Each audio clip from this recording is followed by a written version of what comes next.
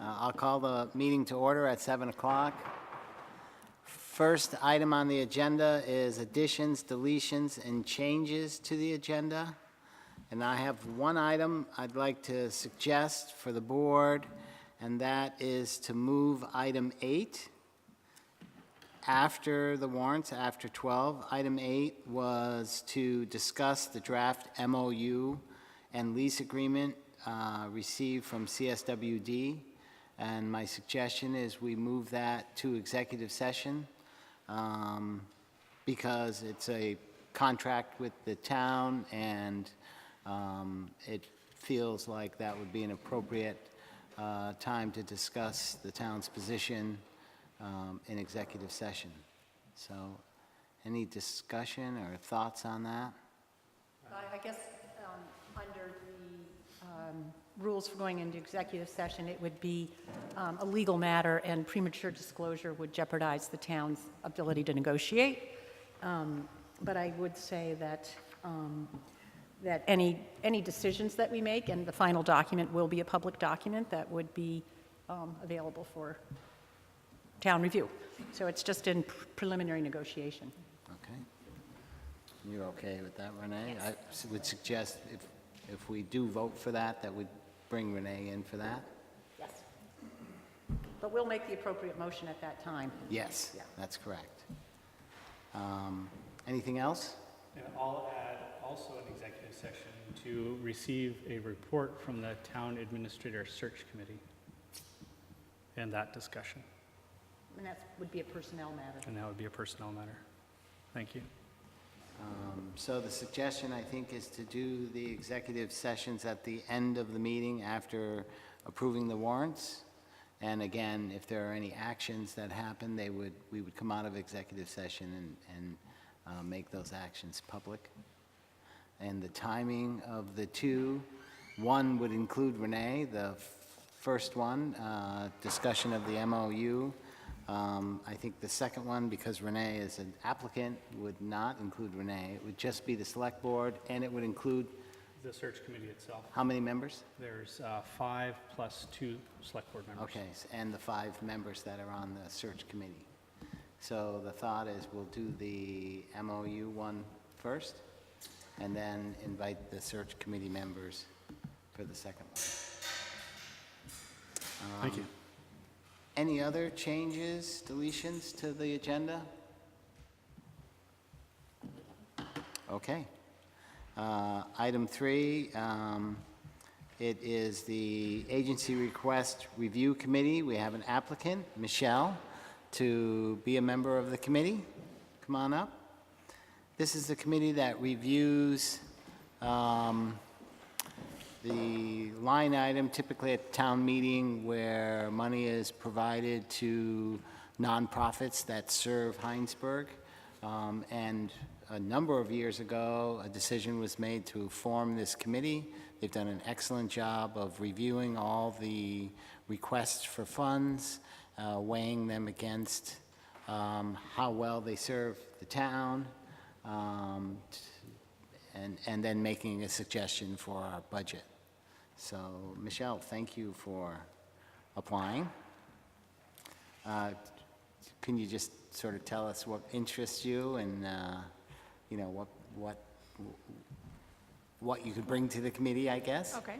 Honestly, I had never even heard of it before until my friend and neighbor, Kathy, told me that she was on it, and then she had mentioned that there was an opening, and I am a home care physical therapist, and so my clients are, you know, the elderly and the infirmed and the physically challenged, and so I know a lot about the challenges and the needs that they have, and a lot of them are connected to these very agencies that apply for funding, and so I know firsthand what services they provide, and oftentimes work very closely with them, so I think I have a very good understanding of the needs and plus the services that are provided.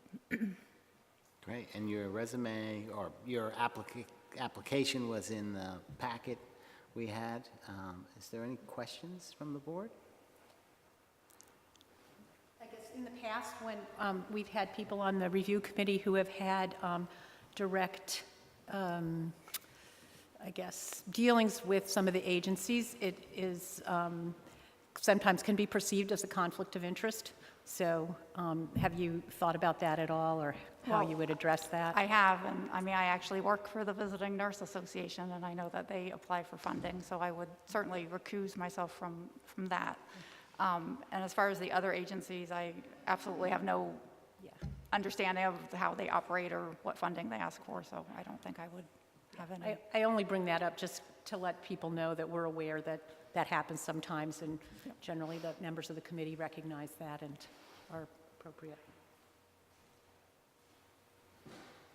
So it sounds like you have, you know a committee member, certainly, and there's, I think, another spot or two open as well. Yeah. Okay.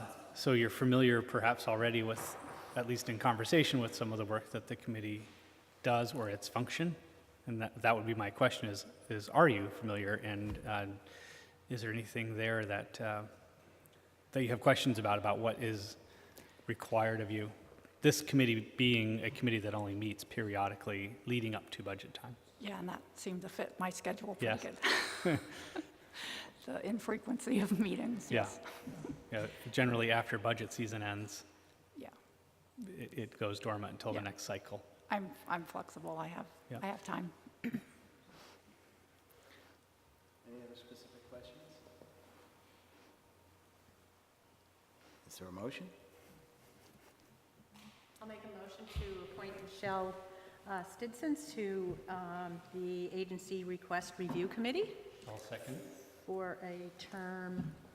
For a term. Look on the website quick to see. Three-year term. so Three-year term, but I'm just trying to we set see. it From this year, 3 years out. Through 19. Yeah, so, No, this is the 18. this is 18, This is 18. 19, 20, 21, through 21.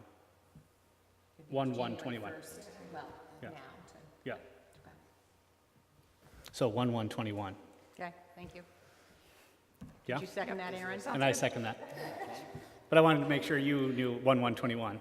Yeah, Was the I knew term. it was a 3 or 4 year Yeah, commitment, yes. yeah, perfect. Great, thank you. Is there any other discussion? I would just like to add, thank you, this is, it is an important committee because it is a good-sized line item, and I think that even though each organization seems to get a small amount, they can, they do a lot with it, certainly. So, and this committee ensures that there's some value there. So all those in favor of the motion, say aye. Aye? Aye. Aye, and there's none opposed. Thank you very much. Thank you. And we will advertise the fact that we could use another 2 more folks on there. Right. So if we know anybody who might be appropriate, we'll send them your way. Thank you, Kathy. Thank you, Kathy. Yeah. Recruiting. Yes. Okay, item 4. You can move right up. Alex, he's here, right? Oh, yeah, you're here. Oh, sure. Yeah, okay, that sounds reasonable. So item 4 is our first of 2 public hearings associated with the new town plan, proposed town plan. It's gone through a long and detailed process. I think the first public hearing was November 9th, 2016. The Planning Commission has been working diligently on it. We had probably 4 or 5 meetings with the Select Board. There's a process where it gets presented to the Select Board, and we had input, and certainly had public input at that time, too. We have to ensure that it meets the goals of the town, and we have a report here from Alex. It says, yes, it meets those goals. Right, specifically, it has to meet a series of statutory goals laid out by the Vermont legislature. And one of the reports that was prepared prior to the Planning Commission hearing in November details how it does that. And the second report, which is available on the table, explains what changes your board made to the planning commission proposal, and then reaffirms that the plan as you've edited it still Still. meets the statutory requirements. Yep. Yeah, I mean, there were some substantive changes, I think, by the select board, a couple of action items and some slight priority changes, and then some grammar and text and photos, so, but still meets the requirements, and none of the changes, that were made impact meeting the goals, state statute. Yeah, and So- Phil, I'm happy to speak a little bit about what's changing in this plan versus the previous one. With that said, we are at the end of a very long process, and these are 2 required public hearings that are really designed for the community members to come and comment. So I'm happy to keep my mouth shut, too, and just listen, Sure. answer questions. Yeah, I guess we can see if, what we get for input and go from there, if that's okay with the board, yeah? So there's copies on the back table. There's certainly been on the website or on our computers. So if there are any public comments, we would take them now, Or questions? or questions, or... Yes, Mike? You'll need the microphone.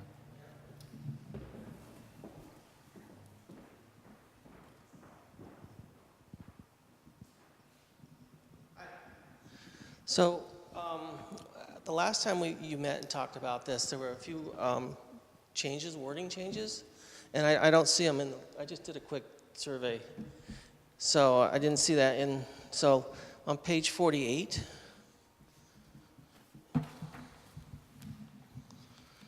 on the first column, you were going to add hunting into the traditional uses. These are just some little changes, that's all. Where are you, Mike, in that first column, the first paragraph or the second paragraph? Third line down. You were going to try to work add hunting into that. Because I know we added hunting in one spot per, I think, Andrea's suggestion, but Well, I don't recall I it being noted in it this- there. in this I just section. wanted hunting to be part of the.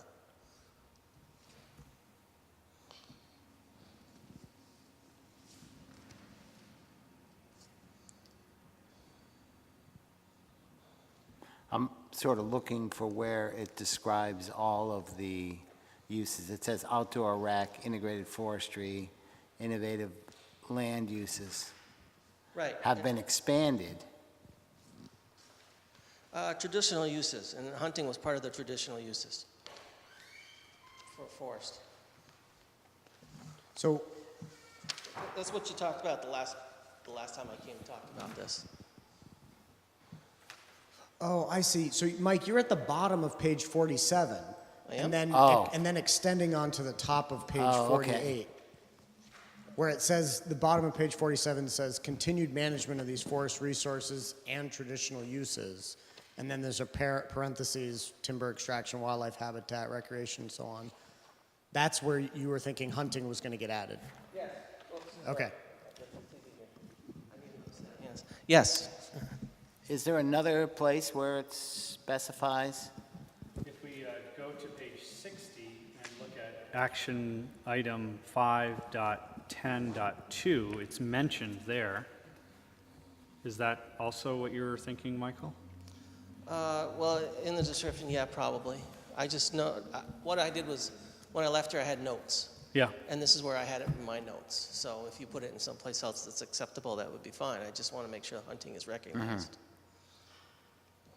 So reading 5.10.2, 5.10.2. take a Page moment. 60. Okay, look at this.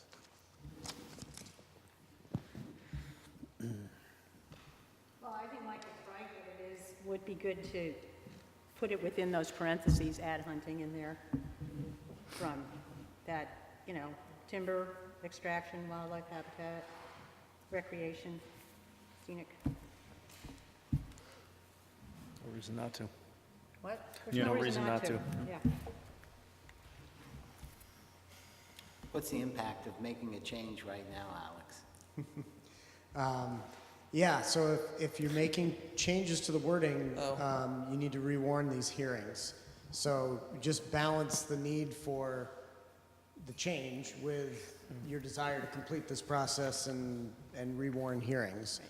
I think we've addressed that issue of hunting in other places as, and oftentimes recreation in the past has included in that definition hunting. I mean, that was the original definition of recreation in the town forest. So if it means an additional hearing, I think we are, unless we end up with, other substantive changes. Yeah. I would say I'd that we've agree. covered it. I mean, my opinion here is there's been almost no pushback on allowing hunting in the town forest that I know of. And so it's always been that way and would continue as such, even if it's not specifically defined in this plan. It is in the plan. But I think we should keep that. I think it's just wording, and I don't Yeah. think it's going to, a major change to that part of it. But that's a fair thing, because we want to make sure that is in there. I know Andrea did bring that up. Yeah, and I did a quick word search. It is mentioned in some other places, one of which Aaron noted, but I do remember, I hope it wasn't me. I do remember Mike and Andrea's comment, and I don't see another place where I added that in, so that might have been an oversight on my part. But I agree, I don't think it changes the flavor of the plan, even if it might be nice to have that word in Right. there. Yeah, so, I wasn't here to do that. I have two other things that I wanted to ask about. Okay? In 51, on page 51, it talks about Lake Iroquois, and we had talked about the dams on the lakes, on the Lake Sunset, and we didn't really mention how that was going to be part of the importance of management of the lake. And it's not, I didn't see it mentioned really quick in there. We had talked about that meeting also. So are you saying in the discussion of the surface waters, to specifically identify the dams and their use? Where, did I miss it? Well, it says both lakes are impounded by controlled dams. If the control structures did not exist, Lake Iroquois would consist of a small natural lake, while Sunset Lake would likely be a marsh wetland with little standing water. Both lakes contribute to recreational and scenic resources of the town, and then it goes on. I mean, Say that, just so I can follow up on that. page 50, page 51, Yep, the left-hand column, yep. 3/4 of the way down. yeah. So, Okay, then I missed mean, that part. I just think, well, I guess the point that I was trying to make is that we didn't really talk about the health of the dams or the maintenance of the dams or anything like that. And that's probably the point I was trying to make in that. And I didn't really see that. well, I think it's an important issue. I think the point being, though, that it's not our jurisdiction, Well, and it's the state's jurisdiction and private landowners. So whether we mention it or not, I don't think it's, I don't think we recognize it by this language. I don't think there's a lot of action items that the town can take well, I on can that. agree with that, except when I read a little farther about the canal. The discussion about the canal talked about working with landowners and things like that. And I kind of thought those should be a mirror image of trying to control those. So I did think about that. And Mike, it's a good point. The Planning Commission did spend some time in the past talking about not just these dams, but all of the dams in Heinsberg and wanting to do an inventory of them. Because when the dam behind Neztec off of Mechanicsville Road That is you. must be breached several years ago, the landowner contacted our office and said, what do I do? And we said, we don't know. And then there was some round and round.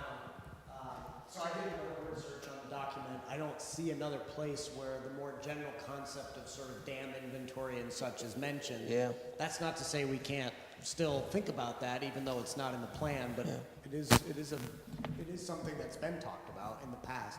Not in the context of the town plan work. It's just something I remember. Do you remember Maggie talking about it? Yeah.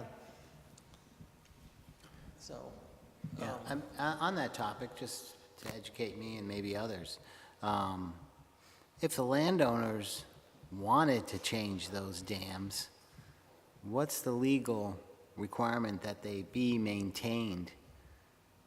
There's a, Go ahead. no, go ahead, Alex, you. Okay, well, I think Andrea might be more knowledgeable than I am on this front, because she was instrumental in helping in the last time that Neztec Dam breached.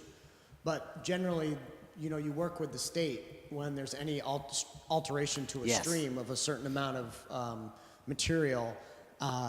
And so that's what happened in that case, is that eventually they worked with the state and some dispensation was granted to reestablish the dam, although there's a lot of talk in Vermont about allowing these unmaintained dams that are in poor shape to go away, to reestablish more natural flow and fish passage, aquatic organism passage.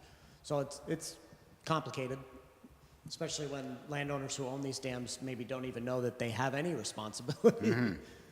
Some of them not so important, others, like the ones Mike mentioned, that contain large bodies of water, more significant. Yeah, and impact all the other landowners around there and the town, Right, but we don't really have any jurisdiction. right?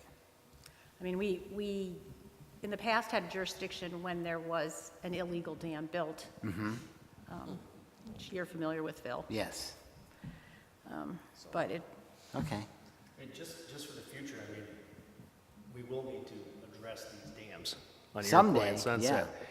Maybe, I mean, not for the town plan purposes, but looking ahead, maybe contact Lake Iroquois Association and see what, if any, plan there is. well, the thing is they're privately owned. I dams. understand that, Yeah. but if the people who are enjoying Lake Iroquois want to see it remain Lake Iroquois, they may have to band together and do some work on the Both dam. from a public safety standpoint and from a recreational standpoint, it makes sense for the town to at least partner with or reach out to. I think Andrew's right. Ultimately, I don't think we have a direct role to play, but we can facilitate conversations the same way we do with our other, with our watershed partner groups like Lake Iroquois Association.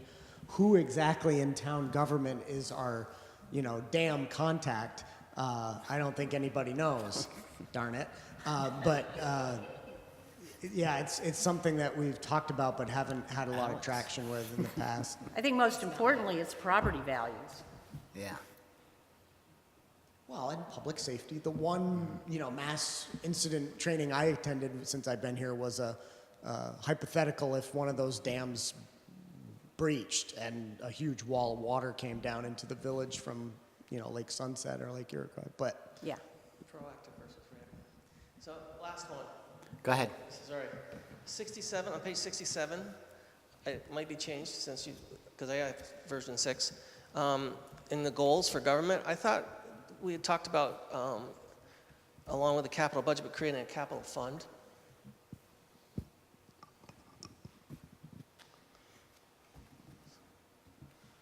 Somewhere along the line there. And what would be the difference between the capital plan and a capital, Capital fund would be funding items from the capital plan. okay, I mean, I think a plan can include a fund. yeah, I just That's how we've had a that- capital plan for years. I was trying to, right. Get That's a how I push to- read it, but I see it could be more I mean, specific. yeah. Mike, is that something you thought was going to change in the next draft, or something you're suggesting new now? Because I don't recall. I have a note here that says that we were going to put that in there. Okay, yeah, I don't recall that from my own notes, but okay. That's funny. I was just asking Renee that same question today because on your agenda is discussion of reserve funds. Just the miscellaneous And reserves. what's the difference between those reserve funds and the capital budget, which has some funds associated with it? It's different. Capital is for actual purchases of equipment and things, whereas reserve is for incidences of need. Right, but my understanding is we do have dollars set aside for capital purchases. Yeah. So the idea of having a fund to help fund what's in the capital budget, I think we have that today. We do? Well, I mean, because we lease the police cars. That's why I asked this question. Yep. And we could have purchased them instead. And that's why I was, yeah. I think the that's- difference is that's that why. we would put a certain percentage on the tax rate or a penny on the tax rate that would just go into a capital fund, not necessarily allocated to a specific item, which is what I think Mike is suggesting, is that we have a general capital fund so that we're always building that fund. And then each time we have an expenditure that is in the capital budget, we would be able to have some money there that could be used. I think it warrants further discussion before we go ahead and put it in the plan or work on it, but as we're talking about it, to really understand the difference between how we're doing it now and how some other towns did it. I think Don Francis sent us a memo about that. So I think we could all educate ourselves a little more on what the pros and cons of that are. Right. I mean, it certainly makes sense. If you have these funds available, then you're not paying interest on, Yep. your lease payments and whatnot. So in theory, it's great. I guess the question is, how do you build up to it? Or how do you allocate a certain percentage without understanding what your expenses Right, are going to it- be 5 years down the road? It removes a little bit of the voters really understanding what is getting expended on different items. Potentially, you might Because- have a list of these are potential capital Right, costs right. in the next 5 to 10 years, and here's what the potential cost would be, so therefore, here's a percentage we're going to set aside, so we're prepared to make those large purchases. And then you vote on each of those individual purchases. Well, I don't On a know yearly that the basis. voters vote on it Well, on a piece of capital equipment, over a certain amount, you might do that. over a certain amount, but I Yeah. think what it does is that it makes a lot, like the vehicles and stuff like that, it just becomes a decision, an internal decision, not a decision of the voters. What? It's kind of like that now, except we lease the vehicles. Yeah. And we're- Right, but I think it's the financing costs would be saved. right, but it's much clearer when we prepare the budget of what, I mean, you can see what we're spending it on an annual basis. Well, Yeah. but you'd see that in the capital budget, so. So back to action Yes. 611, I mean, I think it could have more detail, I'm not sure we're ready to even put that detail in there.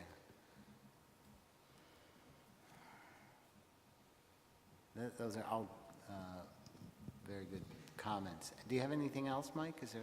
No, I just wanted to see, I was hoping those would get in. Is there anyone else with any other comments?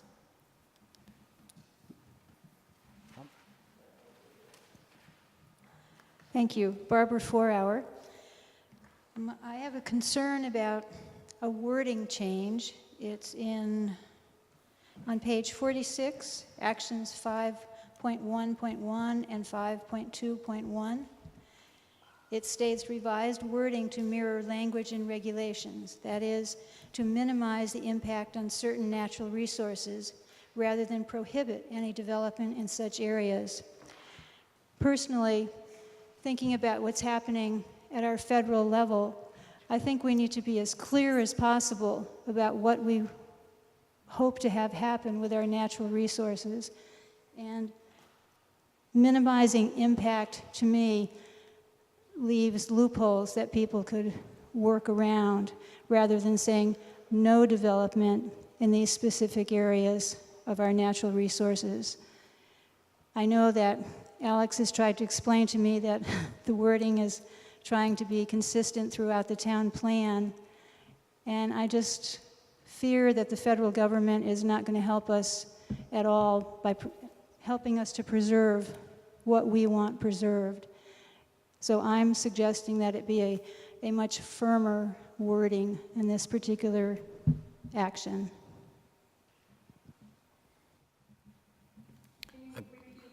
Barbara, where you, Which action? Yes, it's page 46, actions 5.1.1 and 5.2.1. I don't have the plan in front of me, just the revised. Two actions that you had some We had substantial the same conversation discussion Yeah. about it, I think, and there was, if I remember correctly, and correct me if I don't, that this would maybe perhaps better match the actual zoning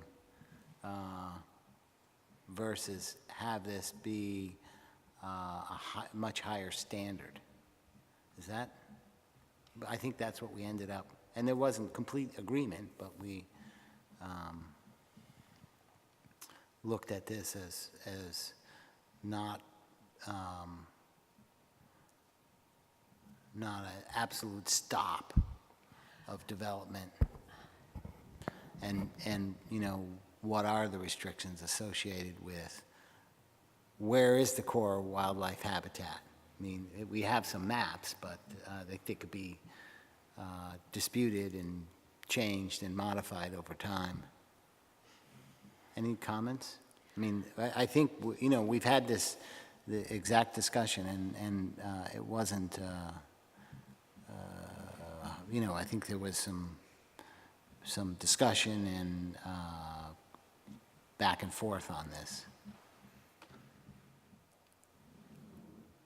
You know, I guess I would agree with Barbara that I'd like to have seen this be a stronger language, and I think it may have been, and then it got discussed here. But I would say that that there is the opportunity when we rewrite and try to get greater clarification on some of this in the subdivision and the zoning regs, that we can develop the criteria of what minimize means, so that we can strengthen it in the actual regulatory document and still carry this in the town plan as a policy, but I think it does, this allows us to move forward with the town plan and then to see where we can really get clarity on where we need to strengthen those regulations to ensure that we are protecting those systems and resources that achieve these goals. Because I don't think we're going to get consensus on changing this language, and I feel like that we have to look at this entire document and the effort that the Planning Commission went to craft this, and that I wouldn't, you know, kind of have to move forward. Oh, I understand, and it would mean another meeting, which time is important. So thank you, though. When it comes up in the zoning regs, that's the place I'll speak up.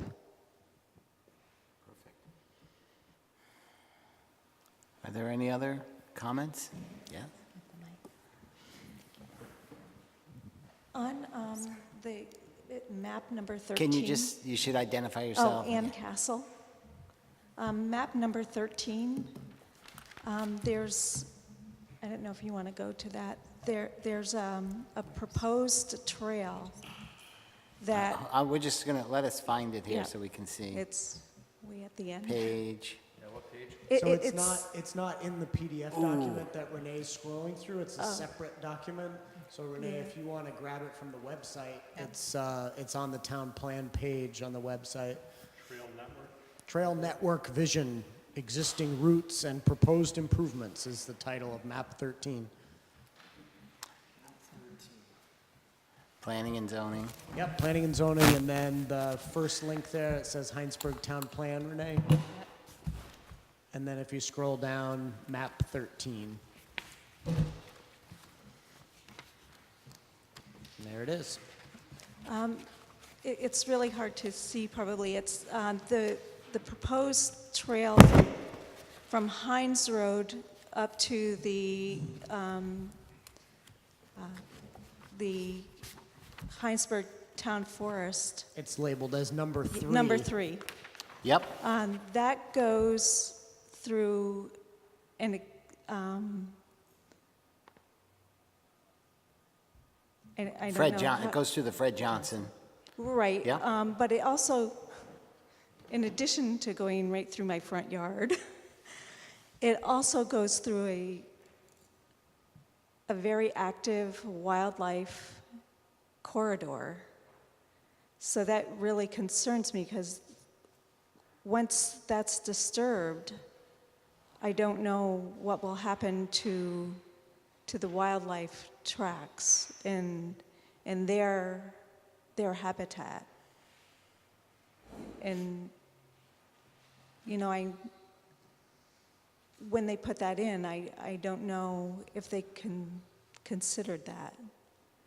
Well, Alex, maybe you could just describe obviously this trail doesn't exist. It's Maybe it doesn't need to change and it's- now, but Right, I mean, it's a concept. It's a concept, right. So what would the process be? So the way it's worked in the past is this map helps provide a visual for the general goal or action item that's been in the plan for many years to create an interconnected network of trails throughout the town. And my understanding is that this particular connection would provide access, recreational access from the town forest through Fred Johnson public lands and out to 116. In the past, these kind of trail connections have worked in the way that when the trail committee does their work, they'll talk to landowners in a corridor that they might be actively seeking a trail in and see if there are ways to gain voluntary easements for the provision of those trails. In the Fred Johnson Wildlife Management Area, that's the property owner is the state of Vermont, specifically managed by the Vermont Fish and Wildlife Department. So any routing of a trail through that wildlife management area would have to be approved by them. And so if there are sensitive wildlife areas in there, I'm sure that would be taken into consideration by the managers themselves, the biologists who manage the area. I know that Fred Johnson WMA is managed for wildlife, but it's managed for different types of wildlife in different areas, some of which do very well with disturbance. Early successional species like rough grouse or white-tailed deer, really have no trouble whatsoever with even road penetration through habitat. Other species do substantially less well with that kind of input or disturbance. So it just depends on sort of where the trail might be routed and what the management goals are in that particular area. I will note that the reason that this map has got these, they almost look like bubbles, or is that it's meant to show a very conceptual area and not a specific location. So with respect to your front yard, it's not going to go through your front yard unless that's a place that makes the most sense to you as a willing landowner. It's designed to be able to float wherever it makes the most sense, and we've had some success in doing that. For example, on Buck Hill Road, it's not immediately clear on this map actually. Oh, no, it is actually. It is on the map. So if you can see the Buck Hill Road, Levine Hill Road intersection, when the Evanston subdivision happened, there was a trail easement that was preserved on the edge of the subdivision to allow for trail connections. Mm-hmm. That's now an actual trail that connects from Buck Hill Road over to Levine Hill Road by the High Rock sort of viewpoint. And that's the kind of thing that happens with these vision maps, is that it allows the trail committee to focus their efforts, talk to just certain landowners in certain areas rather than trying to think about the whole town. And it allows both the trail committee and landowners and the development review board to work collaboratively when subdivisions happen, so we don't lose opportunities forever with regard to these priority connections. And I'm guessing the concept for Trail 3 there from the Heinsberg Town Forest through Fred Johnson is to get to Heinz Road, so you could continue your trail on, Class 3 road. Exactly. The trail committee feels like our dirt roads serve as Interconnectors. recreational resources, whereas our paved roads a little bit less so. So yeah, absolutely. There isn't a very easy connection without walking along Route 116 or the Hollow Road to get to those large public ownerships, whether it be Fred Johnson, for hunting or for just walking, or the Heinsberg Town Forest, from Heinz Road. Yes. I did want to also comment, though, that I think neighbors' information about wildlife habitat is very valuable to local people, to the Trails Committee, and to staff at Fish and Wildlife. So I think it is really important that people do bring forward the very specific knowledge that they have of living next to these really important intact forests and what's happening there at the local level, because the state just can't be everywhere and know as intimately what we as local people do. So I think it's really valuable to have people and for the Trails Committee to be aware that we should not be routing trails in places that need to be protected, and that, there are certain species that it would really not be appropriate to have a trail next to. So I think but it is important that we recognize this is the concept, and that when we actually put the trail in, even just moving something 100 feet can make a big difference. I will say to Ann that I've had the same question you have about trails being everywhere. As much as I recognize that people love their trails, I also recognize that trails are not good for a lot of wildlife. I hear it all the time from hunters, especially up in the town forest. And so, yeah, this map worries me a little bit. I mean, it is visionary, which is why I'm kind of okay with it now. But if the time was right, that stretch there in particular, I would question if it's necessary or if it's just something, to connect a trail. When I saw that, I was like, because, Right. we have bobcats going through our yard. We have, turkeys are there all the time. It's just what I see there, and it's like the more people that go through that area, the less we're going to see, which is, for me, I mean, I like seeing them, but it's if they're not there, where are they going to be? We're pushing them out more and more, and that, I don't want to disturb them any more than we already have. I mean, that's the classic balance, right, that we have to. Yeah, I mean, I think it's absolutely right that we really have to understand what our needs are for recreation versus protecting the system that's there. Yeah. Yeah, I think it's also important to recognize, I think Ann's makes a good point. I think, however, it's also very important to recognize the difference between, say, the Long Trail, which passes through some of the most core forest in the state of Vermont at elevations, at least in the areas that aren't ski areas, and still provides great habitat for lots of core forest interior species, even though it receives a fair amount of use, and the Heinsberg Town Forest, which does not have a single trail passing through a block of core forest, but instead has a huge network of very well-used trails that span the entire forest. So when we talk about this map in particular, I think that the Trails Committee is interested in creating singular trail connections across gaps. I don't think they're looking to turn Fred Johnson Wildlife Management Area into the Heinsberg Town Forest's, mountain bike mecca. So there's a difference there between, in terms of scale and magnitude and impact. Okay. Any other comments on that? Are there any other comments for the town plan. Yes, you want to pass that mic? Hi, I'm Dave Nagel. This is not a matter of detail or wording, which I think all of which are very important, but just your philosophy, and it has to do with affordable housing, which I saw as one of the top priorities. In fact, it's listed as the first one on that summary page. And I recognize the need. I think that was very well spelled out in the document. I'd just like to get a sense of the magnitude of effort that you're trying to accomplish in the strategic plan in terms of addressing affordable housing, and what are some of the major challenges or roadblocks that stand in the way?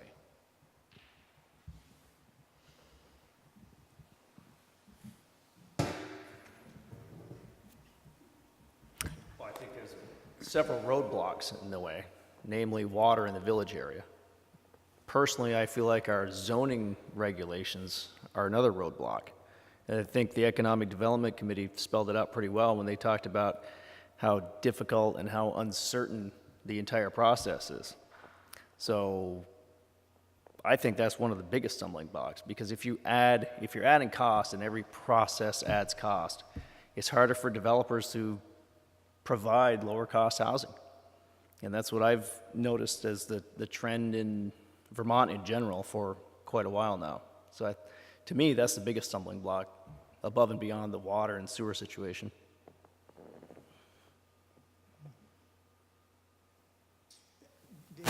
There are no targets or bright lines or bright numbers in terms of goals for how much affordable housing outlined in the plan. Even the Regional Planning Commission has gotten away from specific targets on that front. With that said, the concept of having a densely settled village where multifamily housing is both allowed and encouraged, it is designed to create more affordability. With that said, Tom's hit the nail on the head. We have an infrastructure challenge right now with water and sewer that's really preventing us from tackling this affordable housing issue in a substantive way. And also, I actually agree with Tom that the permitting process over time, but also just the cost of land in Chittenden County has made it difficult for the run-of-the-mill developer to create reasonably priced housing. I think that the experience we've had in Heinsberg is that the way to get the biggest bang for your buck is to partner with the nonprofit housing developers that can deliver larger affordable housing developments, like the Green Street project that happened recently. So we would like to see market rate housing. I would like to see market rate housing provide the needs that we have for more affordable and reasonably priced. But I think that it's important for the town and the select board to continue their efforts in trying to leverage state and federal grants and partner with developers, especially the nonprofit housing developers, to get these affordable housing projects into town, to dovetail with the market rate ones that just have a tougher time and don't have access to those special funds. I think the town, for a while at least, has been open to those opportunities. And when they've come, we've tried to partner with those nonprofits and organizations that can bring additional funds to help that process along.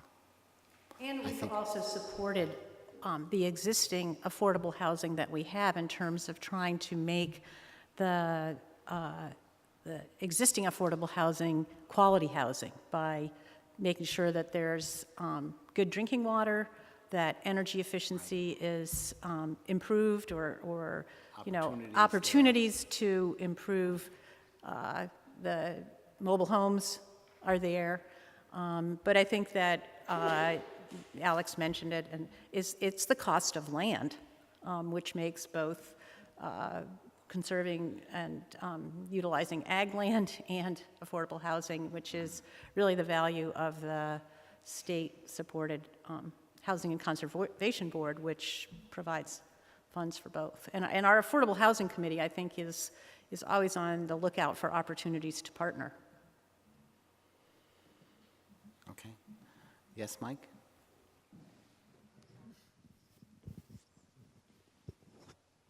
I think I like to separate affordable and assisted living and elderly housing, but I also would like to tell you, I think the biggest challenge that our town faces in terms of helping support those things is the infrastructure issues.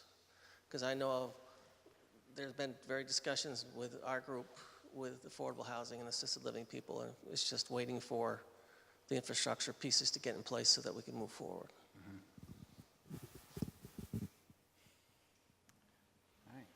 Conversation. Yes, Alex? Bill, I did have one comment received via email from Ellen Dooley, who wasn't able to make it Okay. tonight. I told her I would read her comment into the record.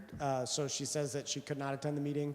Her concern is for agricultural businesses, that they be able to operate within the village and what she termed the white areas on the map, which I think she's referring to the map 2 and 3, which are zoning and future land use. The white areas there are the center slice of Heinsberg, the rural residential 1 district around the lakes and such.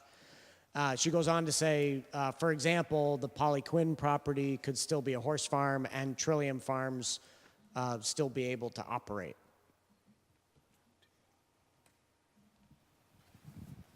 Okay.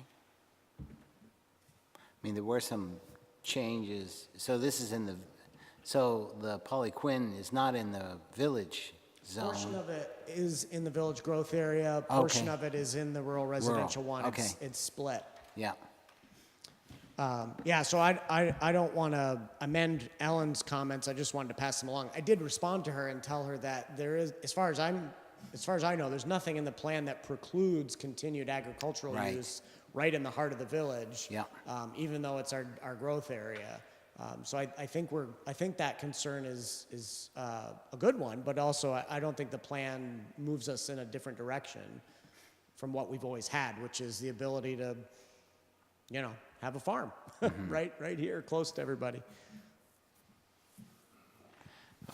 Any other comments? Any from the select board?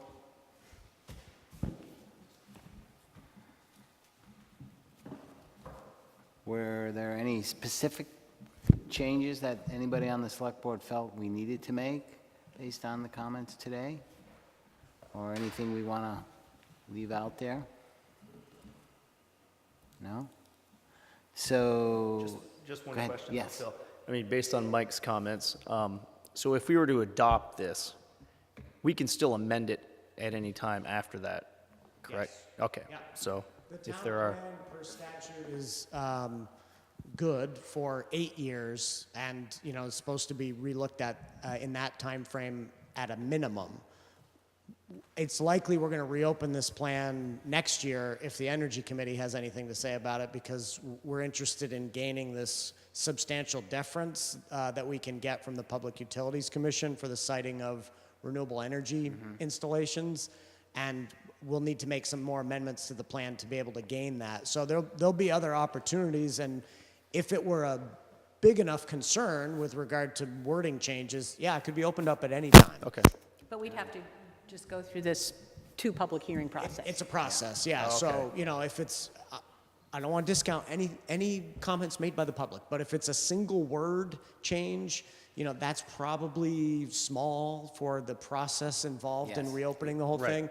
If it's to add a chapter or something like that, then yeah, there's a process to go through that. Okay. Yes, Mike? Yeah, if I could get you to do one thing, I would put a clarification and put in a capital fund in that goal as a clarification, a specific clarification, that you strive to create a capital fund.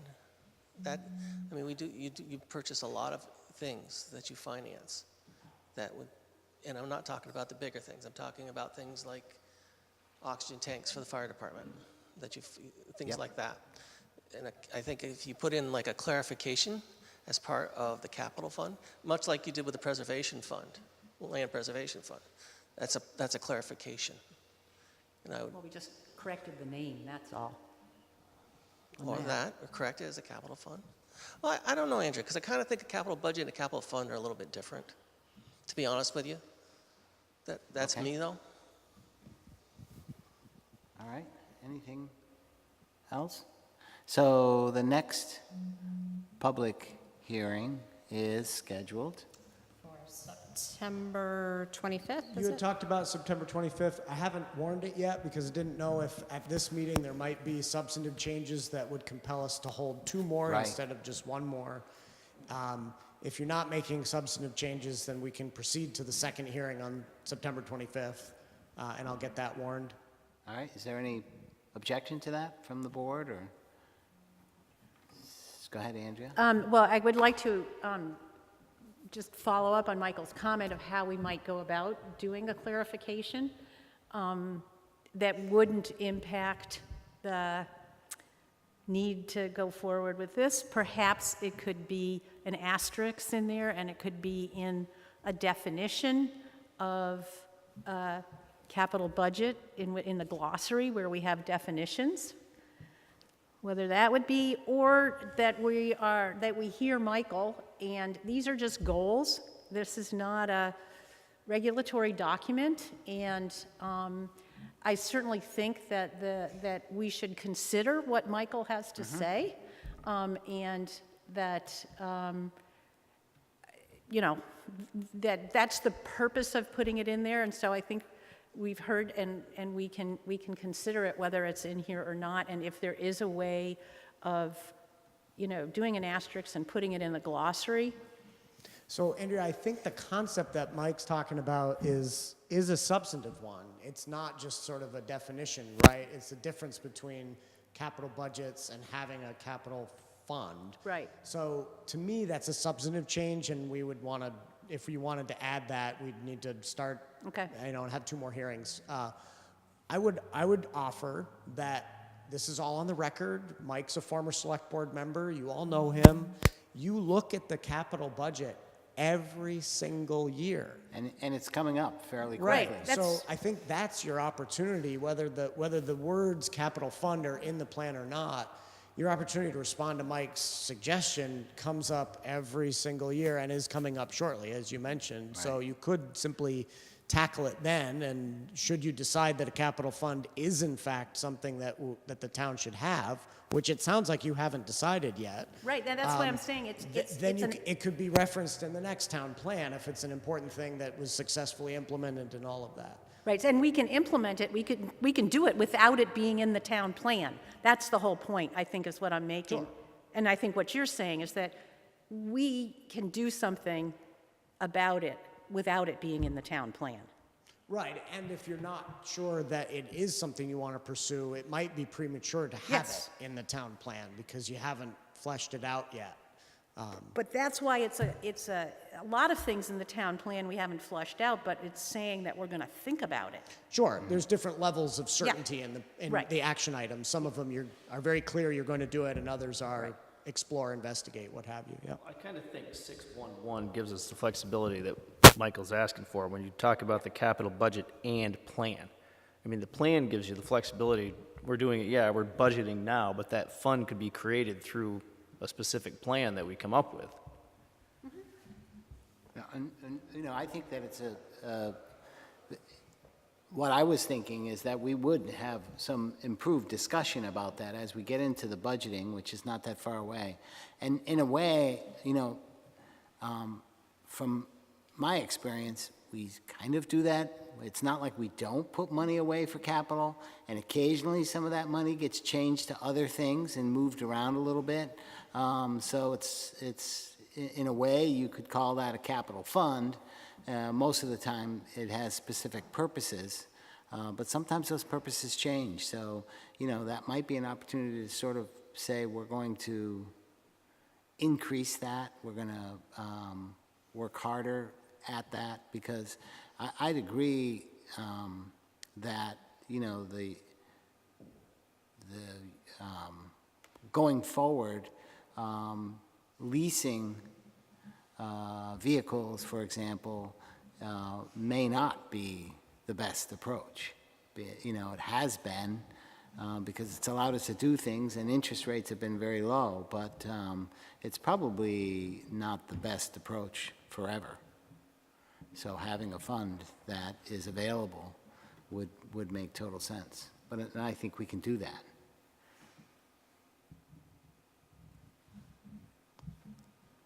So based on that, but the next meeting is September 25th, so we'll warn that. Okay, will do.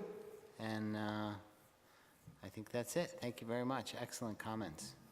And it allows us to get into the nitty-gritty of exactly what the detail that's in these plans. And thanks again to the Planning Commission for their long work of almost a couple years. The next item on the agenda is to really continue discussion on road standards and policy. Do you want to discuss the thoughts on this? Sure. So the last few meetings ago, we talked about the road standards, and we want to get a document that's in place so that we can always refer to that. And so we had that on the agenda tonight so that you guys, in the meantime, I'd sent you a Word document that you could comment on. I think in discussions with a few of you, it seems like it might be more efficient to set up a subcommittee that's charged with working on this, and that would include Mike and Alex and perhaps Chris Dubin from the CCRPC and some other people that can work on creating this document that might be similar to something that's already in place in another municipality. It also takes into consideration, the state things, and so that once we have that document, the working group has it ready, then we would bring it back to you as a select board for your approval and adoption. But I think Andrea might have some comments too to discuss this evening before we do that. So I think there's, there's, part of this document is technical in nature. Yes. But there's also, I think, some policy decisions in here, and that leads to how we might address some of this technical stuff. And I made some notes in track changes on this, but then I also made some other notes, which I forgot to bring my crib sheet, but one is to recognize the work that the Ancient Roads Committee did, in that we do have some roads that are four-rod roads, and I think we really need to get that in the record someplace so that we understand that we do have a wider right-of-way in places, and that is written down somewhere in these policies. The other is that I think we should have some greater clarification between our Class 3 roads that are gravel roads and potentially, which most of our Class 3 roads are gravel roads, and how we define travel width on a gravel road is different than travel width on a paved road. And so I just want us to, I think, get some greater specificity about how we are defining travel width in both. I would say that we are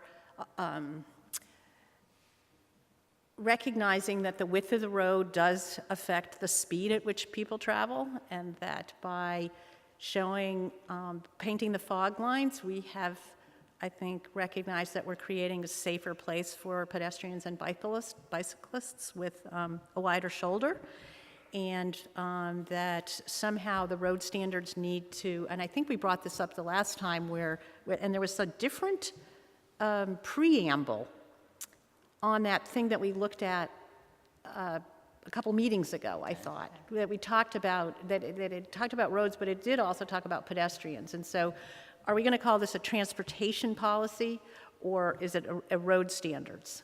I'd like to do that.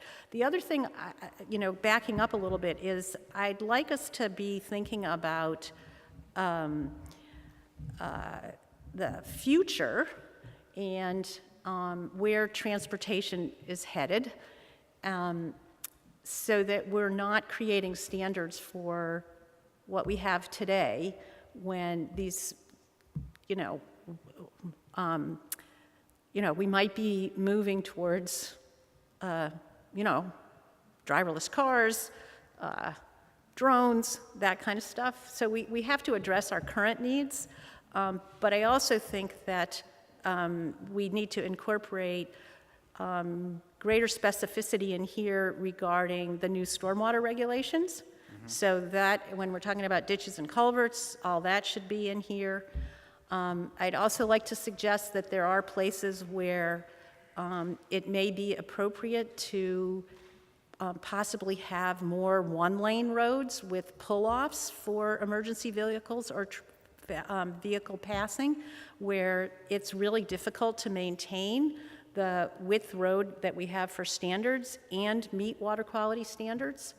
And if it can be demonstrated that there's not going to be a huge increase in traffic, that we have some standards in there that recognize the peculiarities of our specific roads. And so it's kind of a little bit, I know, like Mike knows these roads intimately and knows where he has problems. And I think we shouldn't be trying to make all our roads be the same when we are dealing with incredibly different topographic and geographic challenges. So I'd like us to look at it from in that regard. And let me see if I can find my other, I mean, I think this is open to, I'm just trying to generate some discussion of how other people feel about this.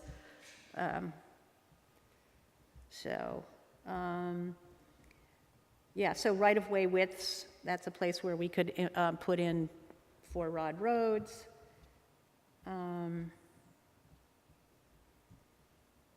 And I think the other thing is when we're doing, giving curb cuts or culverts, is that we require much more stringent analysis and look at our new stormwater regulations within subdivision so that we have consistency between these standards and what we're asking for in subdivision, and that we even see if we can strengthen that so that we make sure that we have appropriately sized culverts, and also we identify, well, what size storm event are we trying to put a culvert in for? I think this said 25-year, right? Yeah. Yeah, so is that the right one? There's also some things in there that I, like the 10 cars per vehicle trips, 10 vehicle trips. There's just places where we need to identify where we're getting that criteria from, what those standards are. So, anyway, I'll continue to write things down. I mean, I think it is good to have a working group, but I would think that all of us, I'd like to think that other people might want to, think about these other kind of policy things, not just looking at the technical aspects of it, but what we see. And I mean, we do make a statement that the roads are not just for cars and that we use them for recreation, but how can we make that coincident with the actual technical standards that we have? And this working group would certainly have select board representation on Yeah. it, so, someone to speak that as well. So I think, so those are all, good comments, and I think one or two of them I had thought of, certainly the question about the 25-year storm event as the planning guideline. But as I was going through this and making notes, I have to admit, I don't have the technical know-how to, say that this is good or this isn't good.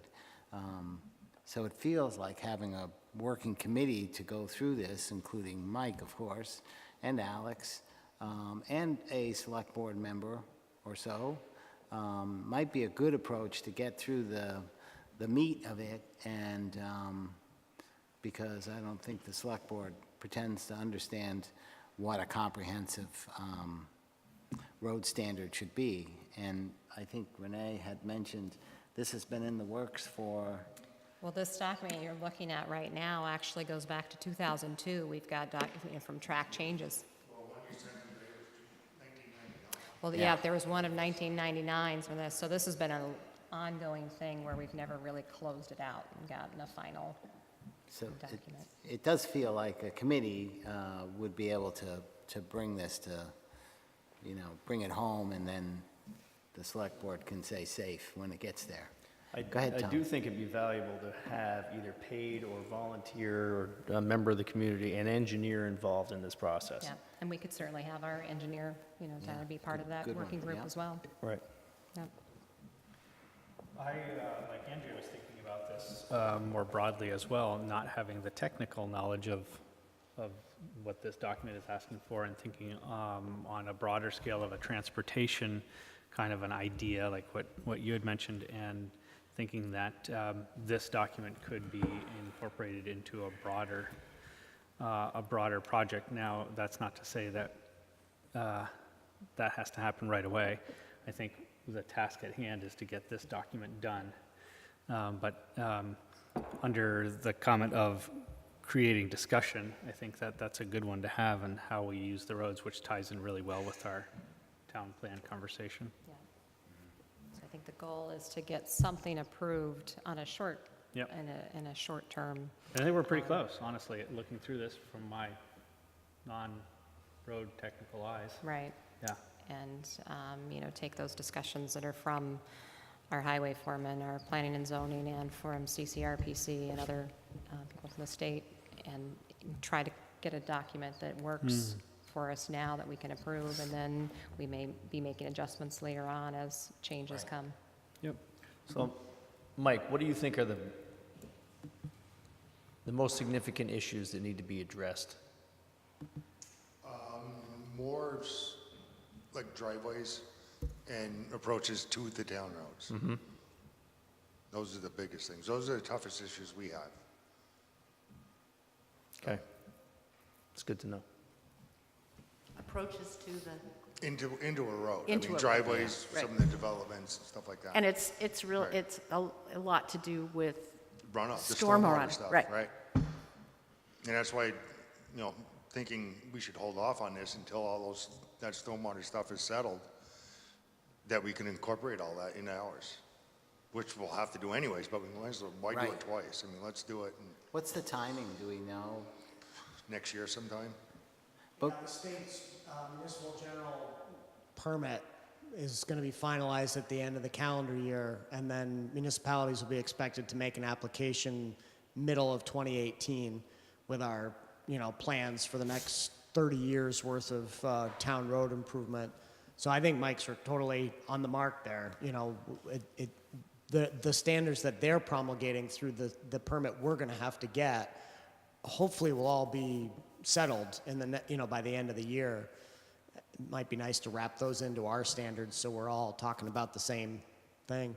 Right, so are you suggesting we wait, or would we go forward with the outline of what we have, and then with an expectation there'll be a whole nother round to incorporate what may not be incorporated into this? Well, I think Okay. hopefully what we can do is cut and paste. Yes, And right. take those new municipal standards and put them in, and, in the process of doing that, I think flag where we know there's going to be problems, so that then those kind of problem areas on the ground become an action item that we will have to address over years, because that's what the state's going to ask us to do. Okay. So, any other comments, Marilee? Well, I think Renee had mentioned a working group work on this, and I'm wondering if Andrea and Mike and Alex and Tyler, it could be a working group that went through this and did the kinds of things that people are talking about. Andrea, is this something you I don't mean to put you on the spot, I mean, I do feel really strongly about this, but I put out there what my vision is. I don't want to steer it. unless I hear from other select board members, like what your vision is of, what seems, obviously we want things to be practical, and Right. I but think there is the practical piece. That's what Mike brings in and says, no, here are some basic sort of rules that you want to have in place to properly maintain make changes. There'll be a whole stormwater piece that'll come in. But, I hear you sort of saying, hey, let's do more than just put in some rules. Let's allow a little bit of common sense that sort of says, here's a road that just isn't gonna make, it's not suitable for this, and to allow some slight changes to it. And I think also to look into the future. I mean, 50 years from now, things are gonna be different. It's hard to predict what they're gonna be, but I doubt that we're just driving around the same roads, doing the same thing we've been doing. So that, we might anticipate what some of those changes might be, and look at what the costs are associated with these roads. There may be a few that we back off a little bit on. So. Good luck with that. What's that? Yeah. Good luck with that. So, I'm okay with a working committee. I think that makes a lot more sense than having us, debate what, the size of culverts. So, Alex? I would suggest that if you're all in favor of this, just leave it to the town administrator to set that up and make that happen. And, Renee can query you guys and find out which one of you has the time and the inclination to serve if there's going to be a select board member on it. I'm supposed to be a policy guy just like you are, but I have a lot of practical Yes. Ideas about what needs to be in the standards from the standpoint of the Development Review Board and the review that I've helped them with over the last 15 years. So having somebody at your level could be a positive thing. Although I'll be very honest with you, I don't think autonomous vehicles and drones are going to make it into these standards. I'm not sure No, that but all I'm saying is our past practice has been to just make our roads pretty much wider, straighter, less steep, based on, what our capacity has been. I mean, the advent of all-wheel drive vehicles has had a tremendous impact on the ability to develop our hills. I mean, if we didn't have Subarus and all-wheel drive vehicles, we would not see the amount of development that we have. And so, I mean, I think, we just need to be cognizant of what those past ideas about how to make a road safe were, and we kind of applied those same standards to our steep hill roads of straighter and wider, when, really we don't want people driving 45 miles an hour up Lincoln Hill. But we've made that possible now. Okay. It might not be smart, but people do it. So, I mean, that's all I'm saying is that in some situations, we might want to have narrower roads. And, and we might want to be, and we will have to be addressing water quality issues more than we have in the past. And our mindset has been get the water away from the road so it doesn't wreck the base of the road, which from a road person's standpoint is absolutely the right engineering solution. But now we're being asked, and appropriately, well, where's that water actually going and what's it doing? So that's all I'm saying is let's look at it in a more systems way. All right. So I think what Alex said made a lot of sense. Any comments? So we can ask Renee to pull together a working committee, and maybe a scope and rough timeline, and keep us informed on how things are going, and any select board members who want to be party to it could be. And I think once you start getting a draft together or two, we could run it through the select board and just to make sure it seems to be what we're expecting, I guess. It would simplify things to have 2 or less select board members that way. Yes, yes, Coming of to one. course. Yeah. 1 would be good, yeah. Right. Or 2, I suppose. All right. Any other comments? You're good with that, Mike? Good, yeah. And this would be great to have done. All right. What, 20 years? And as you read it, as I read it, I'm like, this all looks good. This is good stuff to put in one place that anyone can go to. And I certainly see the advantage of having it written very well and clear for the DRB to have as a reference for them. As well as for you guys, when Yes, people come up right. with questions about. That's things right. on We've their had a road. couple of those Yeah, just so, recently. Yes. All right, the next item on the agenda, consider approving a quote for mowing, brush hogging the Old Town landfill, which is a requirement that we do. I think in our packet, we have a proposal. This is something you've worked on, Mike? Do you want to just, Well, it turns out we're supposed to be mowing that, yes, and so we've saved a lot of money. yeah. And is there a requirement to do it Annually. annually? Okay, Yep. yeah. So we'll have some catch-up this time We around, have some and catch-up to then, do.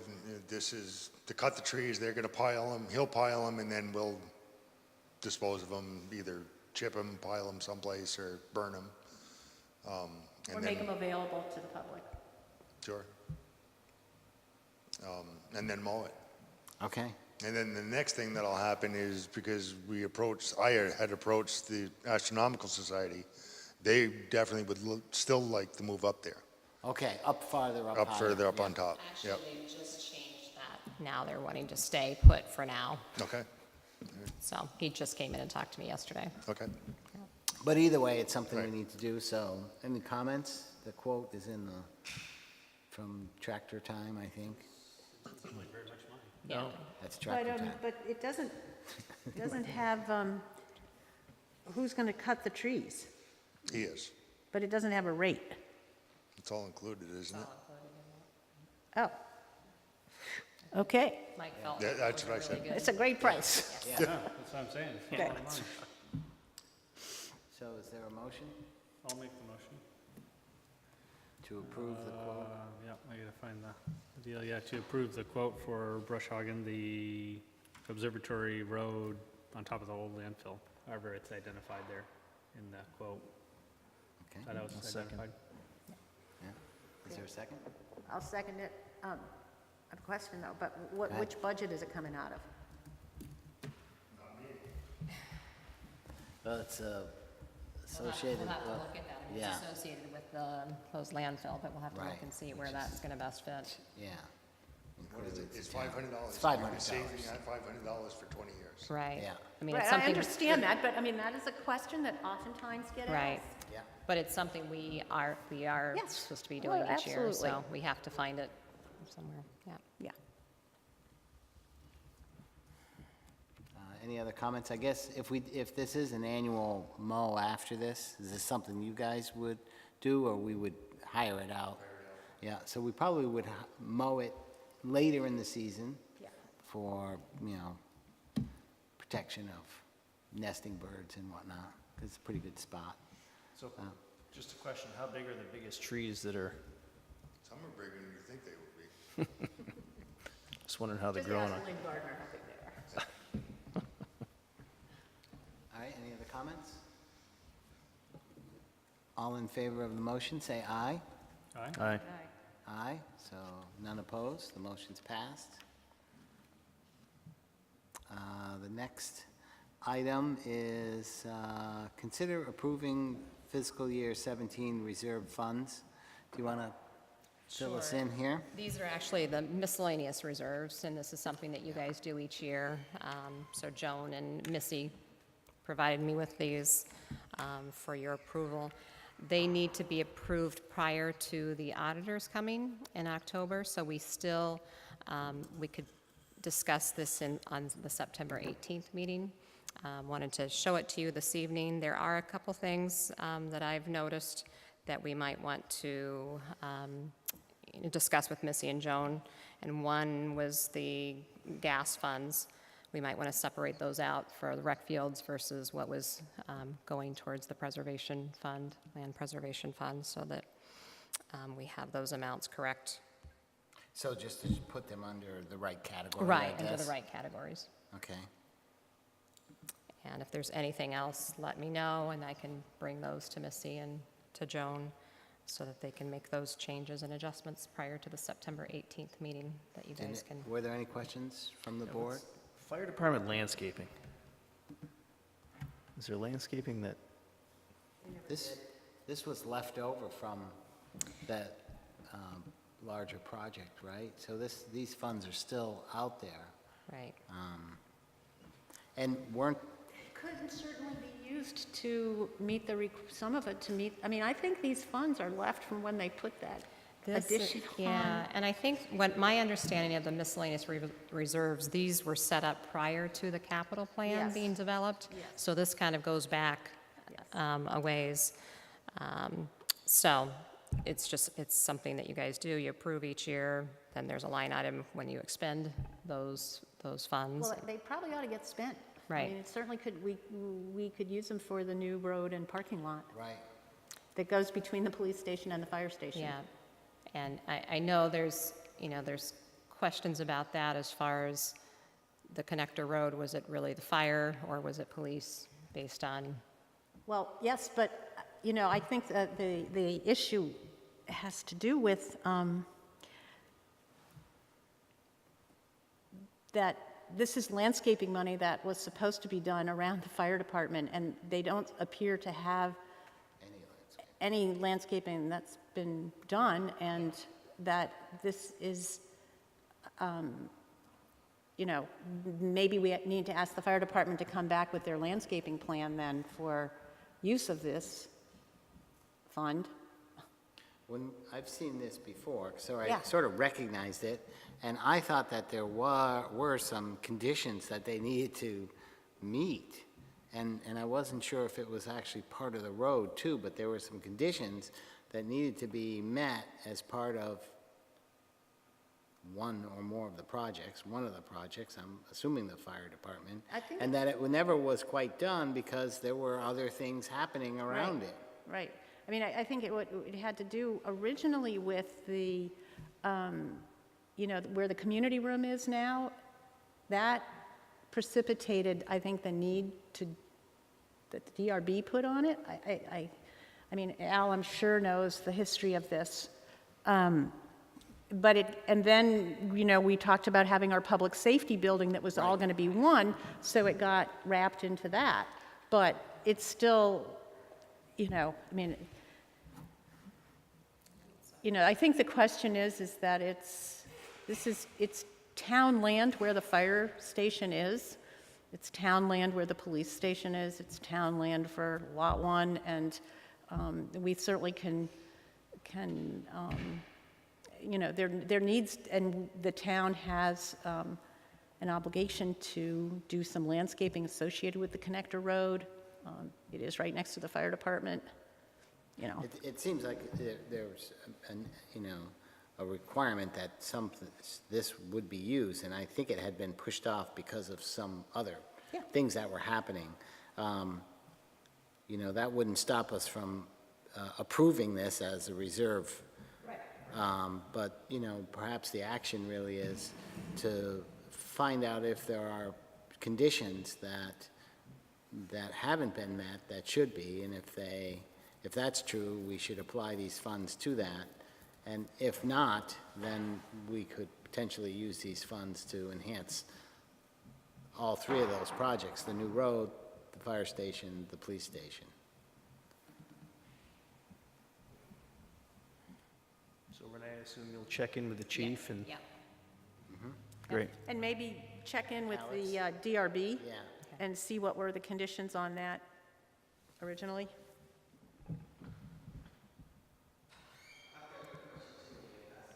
Okay. None of my questions are quick. Was it on that one? No. Okay. Anybody else on the board? I had a couple here. One was the 78,000 budget.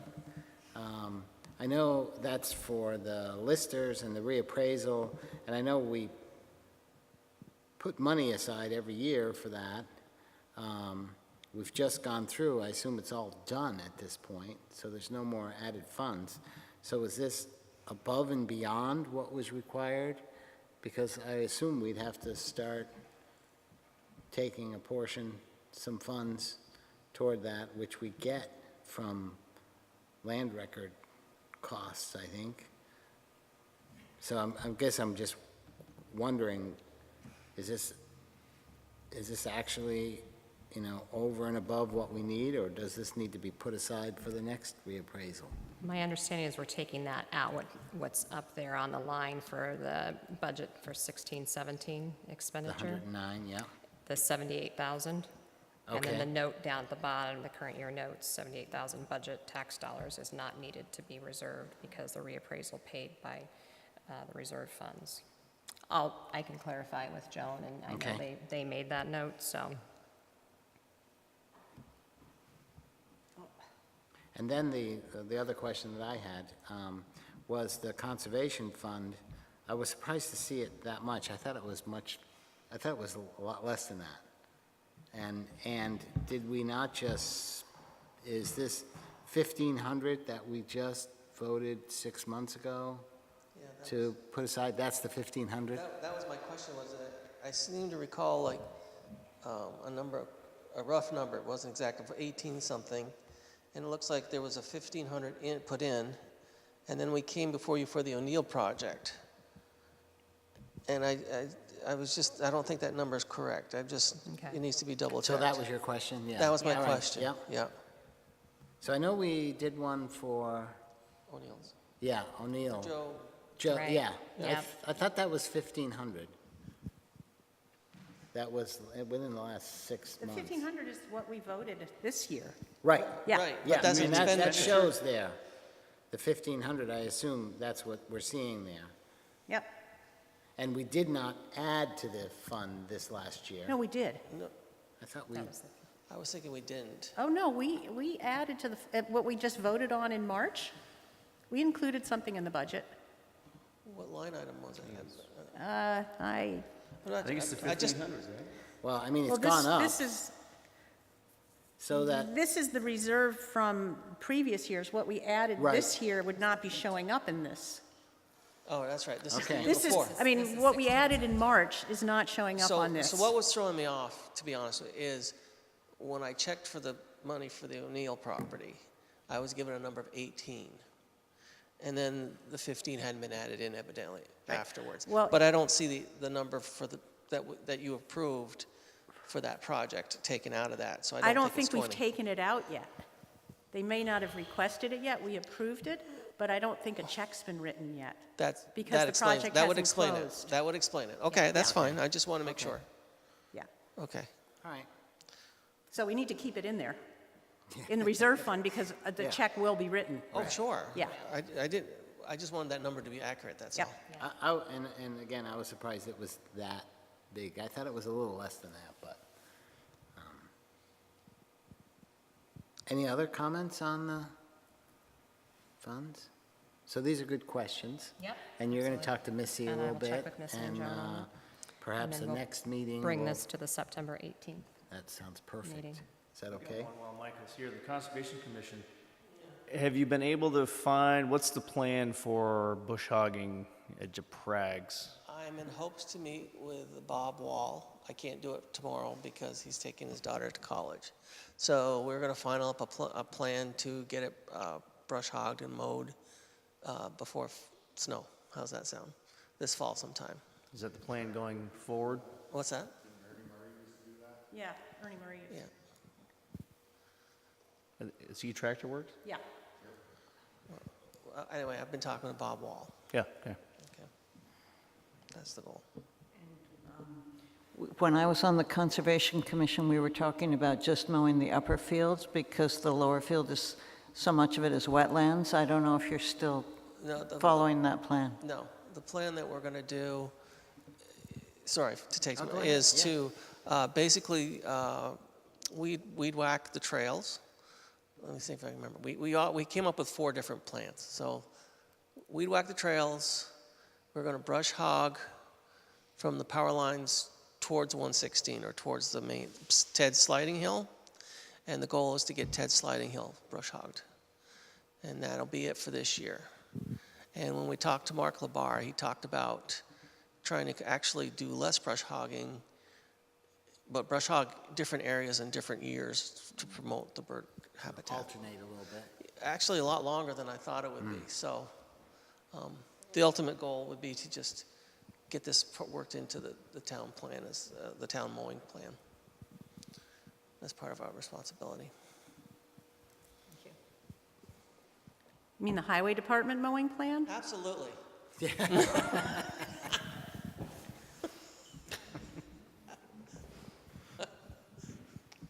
All right, any other questions?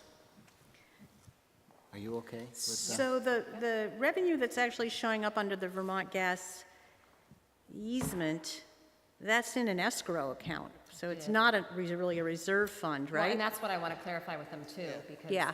Yeah, that was my understanding, but they show it here in the miscellaneous reserves, so I just want to Yeah, see okay. if that's, yeah.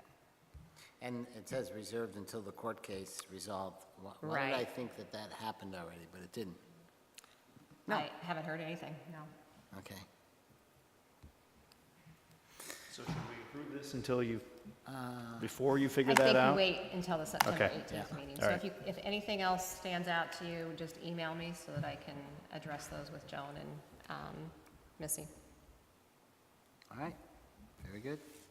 So the next item was 8, which we are going to push out to after the warrants and move into executive session. Next item, 9, is town administrator report. All right. So the September 18th meeting, we're going to also have the miscellaneous reserves on that one now. That's when you guys want to have the town administrator versus town manager discussion. I did reach out to Jeff Urbanek in Richmond, and so he sent me some documents that they used when they did their charter change, and he was the one that was the town administrator, and then once they made that change, he's become the town manager, so. And he's really the only one that's had that long of a tenure to be in both roles around, unless you go further out in Vermont. So he sent me some helpful information. Also, I've requested VLCT to send me, some information. Obviously there's state statute that defines the town manager, but the town administrator is more specific to each municipality and how they set up their job description. So Jeff will not be available to come to the September 18th meeting because Richmond also does Monday night select board meetings. But he is open to having you guys, come to him with questions or email him. He'd be happy to either sit down with you, or you can email questions. You can either do it through me or, to him directly, and he'd be happy to answer those questions. So, in addition to that, we have the town, we need to designate an official as a voting delegate for the VLCT annual business meeting, which will be held October 4th. So I have that targeted as an agenda item for September 18th. I mean, you've done that with, like you had Trevor be the person last time, so I thought we could hold off and have that discussion at the September 18th meeting. And then hopefully we can have a draft budget schedule for that meeting as well, that we can great, look at yeah. and review. And then, as we talked about, September 25th will be the second public hearing for the town plan. As far as things that happened this week, we had our Vermont Alert training, went well. And I've put on Front Porch Forum, advertising for people to sign up and how they can do that on the Vermont Alert website. So the more people that sign up, the more useful this tool is going to be. So I think at the beginning, we're going to still have to, supplement with Front Porch Forum postings, Facebook, our town website. But once we get, and we can track on there, you can go into the admin section and And you can see how many people. have signed up, yeah. And see who they are so that we know how many it's going to. And, it was really interesting, and it's going to be very, very useful to us. There's so many ways that we can use it, and you can set up your different groups. The police could do it for just their own staff in the police, and they could send messages, they can send pictures. Like if there's someone, that's been seen, they can send out a picture quickly. We can have it to municipal staff, sending out messages, and then we can target groups like water users. When there's water main breaks, we can send things out to the entire town, with the entire boundary of Heinsberg. I mean, it's really, the options are endless, and I think it's going to prove to be a really valuable tool for us. So I think we got a lot out of the training. I don't know that any of us feel like we're completely ready to do this yet. So I did ask him if he does some hand-holding at first, and yes, he does. So there's a lot of support they'll provide as we learn how to do this. But the most important piece is to get that message Get out to the people to public to sign yeah. up, because So it's, I did see it yeah. on Front Porch Forum. Yeah. It took them a second, really, to sign up. It's pretty easy. And then there are a number of choices. You can decide what you want to see, Amber Alert or, Yeah. road issues. And or- the more options you check, the more it opens you up to getting all these messages. Once we set up our individual groups, then if you've set up to go into all these different things, you're going to be more likely to get these messages. So it's a good thing, so I encourage people to sign up. I think that, I guess an update on the health order. So we talked about at the last meeting. As I mentioned, I'd set up a meeting with the attorney. We did that this week. So the attorney and I and Kent Fraser, our town health officer, as well as Mitch Sipes, who was our former zoning administrator, and then Suzanne Antagna, we all met. The attorney, I'd been providing him with all the background information and the documents that we've reviewed, so he could, because he's new to this, so he could become familiar with everything. We have a working plan in place. There's steps that need to take place before you guys will be able to convene as a Board of Health. I did communicate that with the neighbors.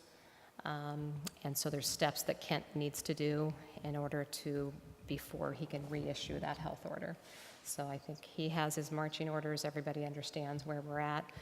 There is not a need to reissue the notice of zoning violations at this point. I think the more impactful document will be that health order and reissuing that, because it's a new town health officer that's in place now. So the court's going to, I think our attorney, I mean, he's done this before, and so he's trying to set us up in the best way we can for us to have more likely success with the court.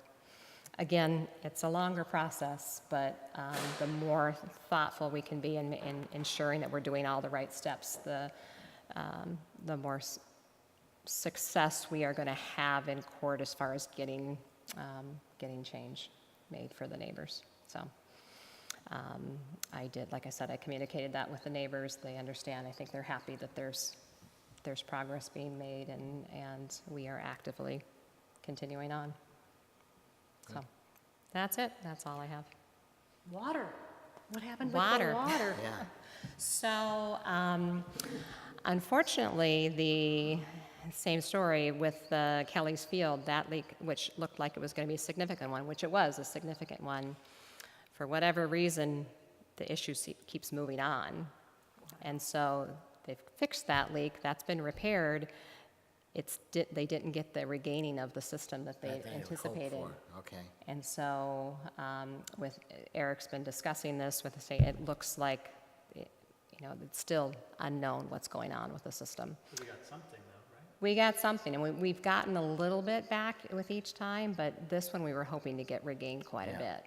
And based on the amount of water that was being lost, we're not seeing that regain in the system that would have been anticipated.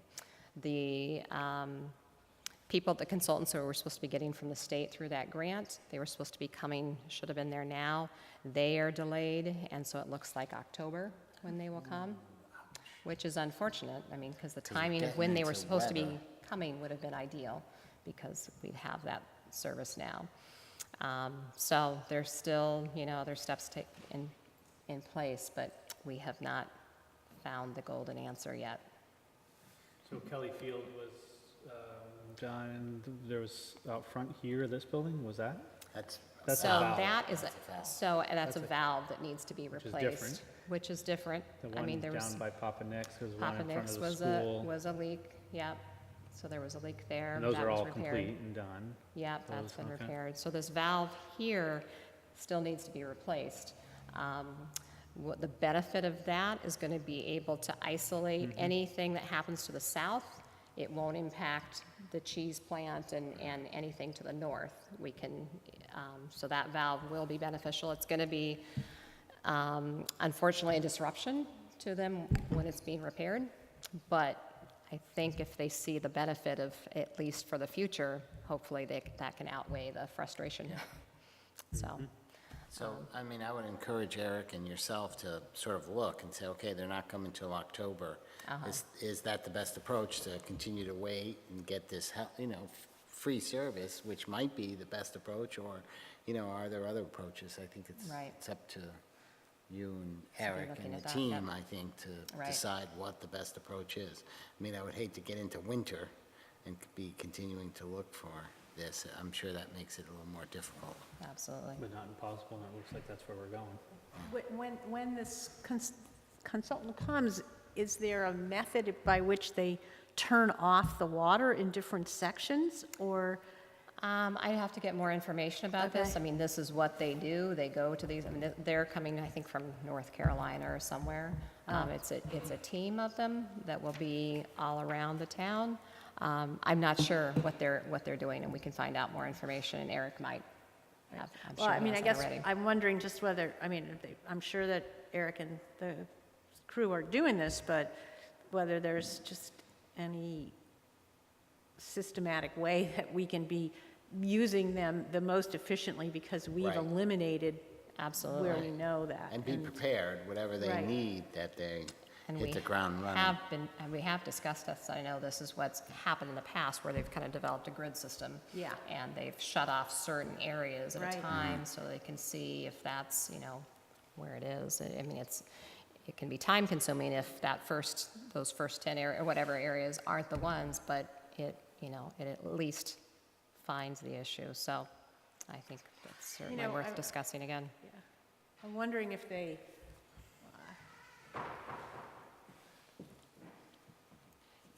that really long run out 116, Uh-huh.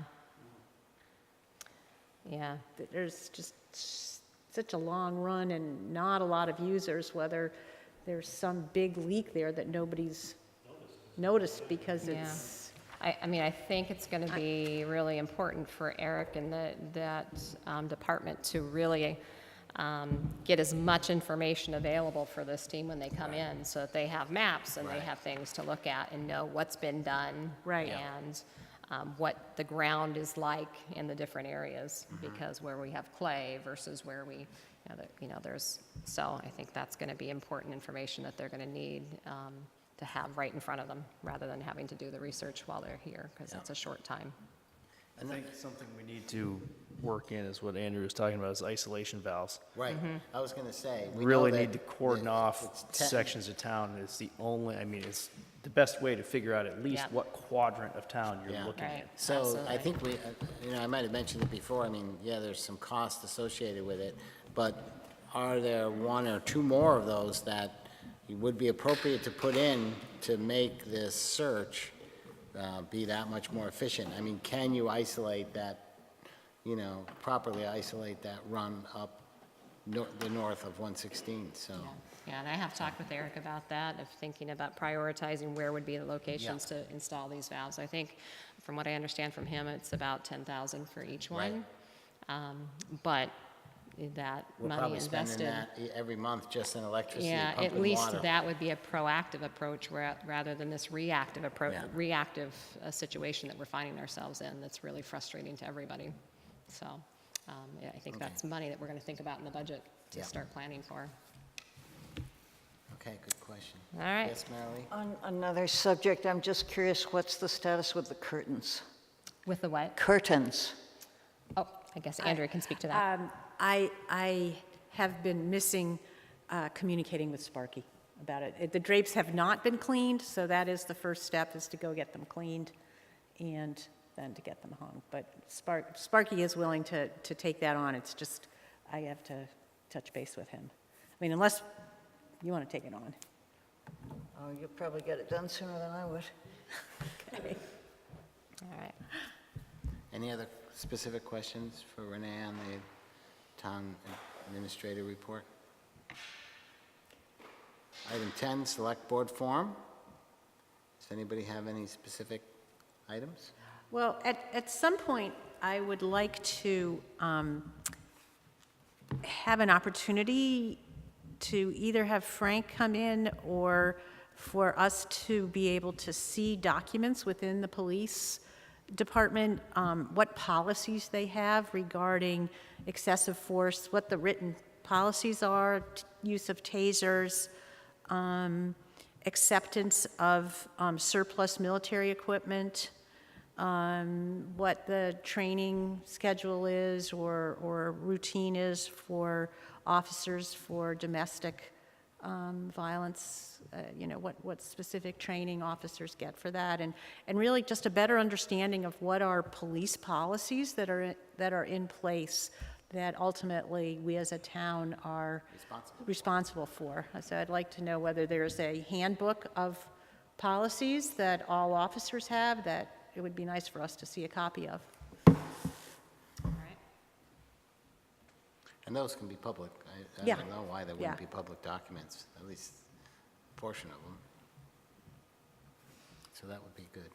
Because we've had some discussion of them and the need to understand them, so that's a good question.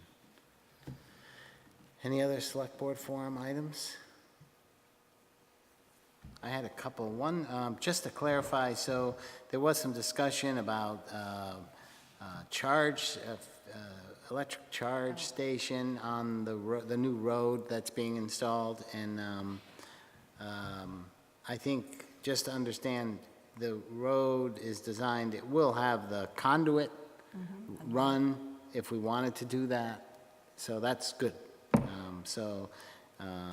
And I think we have asked the Energy Committee to take a look at and recommend to us, is that a good place for it? Is the town hall a good place?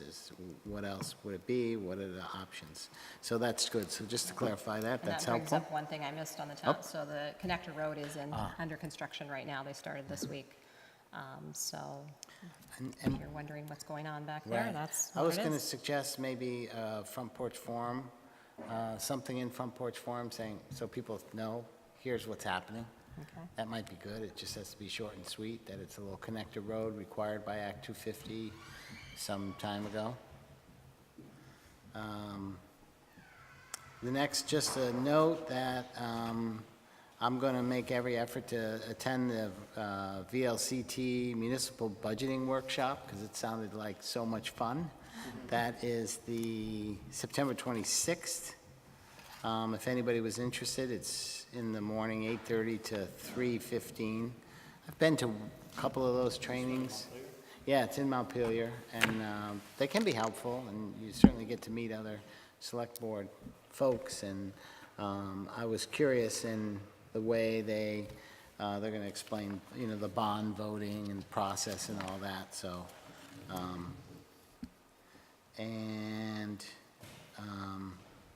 we talked about scheduling the town administrator versus town manager discussion, open discussion. I think that's it. Were there any other items for select board forum? No. Next item is to approve the minutes from 8:17. They're in our packet. Is there a motion? I'll make the motion to approve the minutes of 8:17. Second? Second. All right. Any comments on them?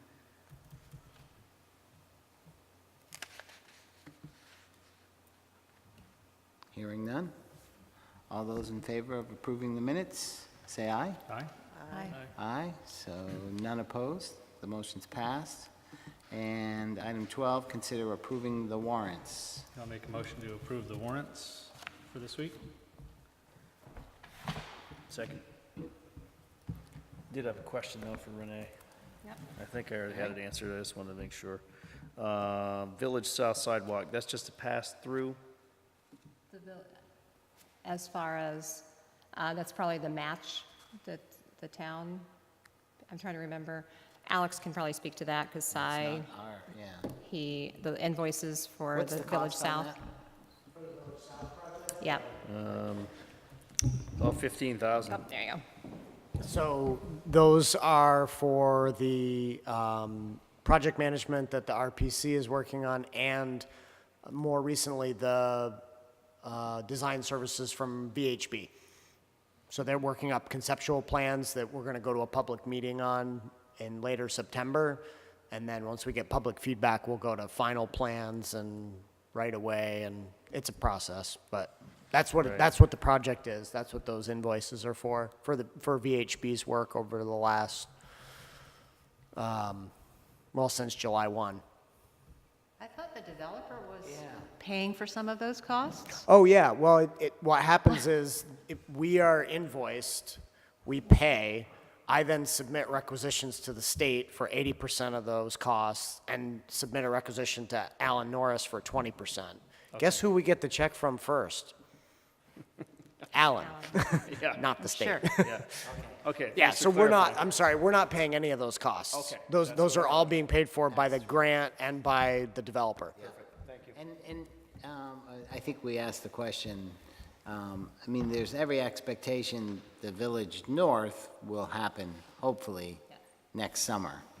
But the Village South, we really have no idea at this No, point. it's still up in the air, but the scope of work that was agreed to talks about a very ambitious next year, going out to Okay. bid at the Okay. end of next year. Yeah. With a more realistic time frame of 2019. Yeah, okay. All right, are there any other, thank you, Alex. Any other questions on the warrants? Yeah. No? So we have a motion. All those in favor of approving the warrants, say aye. Aye? Aye, and there's none opposed. The motion passed. And so our next item on the agenda, which we modified a little bit, was to two items, both for executive session. The first is to discuss the draft MOU and lease agreement with CSWD. This is a legal document which would be appropriate for executive session. And then that, we would include Renee in on that. Anthony? Oh, and Mike, okay. Yes, yes. I was wondering why you were still here. And the second item for executive session would be to hear a report from the Town Administrator Search Committee, and that is a personnel matter. So both appear to be appropriate for executive session. We would need, I think we can just do the two motions for both of those items. The first is consider a motion to find that premature general public disclosure would place the municipality at a substantial disadvantage with pending or probable civil or criminal, no. Is that the correct one? No. It's VSA 1-313, Yes, yeah. 1A. Okay. Consider a motion to enter executive session to include the town administrator for the first one and Mike Anthony, our road foreman, under the provisions of 1 VSA State 313. Statute 313A, 1B and E, and A and 3, A3. So, that was your motion? Yes. Okay. And it's seconded. Second. All those in favor say aye. Aye? Aye. Aye. And is there not a second one we need to do? There should be two. Yeah. Public disclosure, premature disclosure. Yeah, there's the personnel matter, right? Yep, so that one Yeah. is 1 VSA 313-3. We weren't prepared for this, Consider the motion to enter executive session to include. for the next one. So consider a motion to enter executive session to include five, The select board and the town search committee. the select board and the 5 members of the Town Administrator Search Committee under provisions of 1 VSA State Statute 313A, 1B and E, and A3. 1B. Is that right?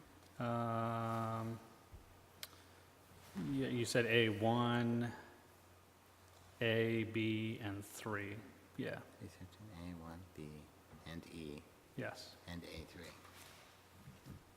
Not Okay. A3, just 3. Just 3, just 3. Okay. Yeah, there is no A in 3. Just I'll, 3. I'll second your motion, if that was a motion. Yes, it was. I'll second the motion.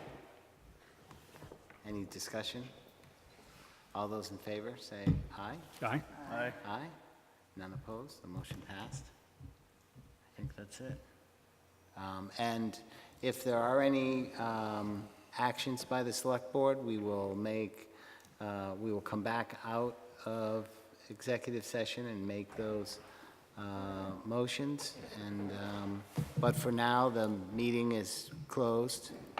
And Will we move to another room, or will we? I think we'll move to another room. Yep, very good. So that would be it for us.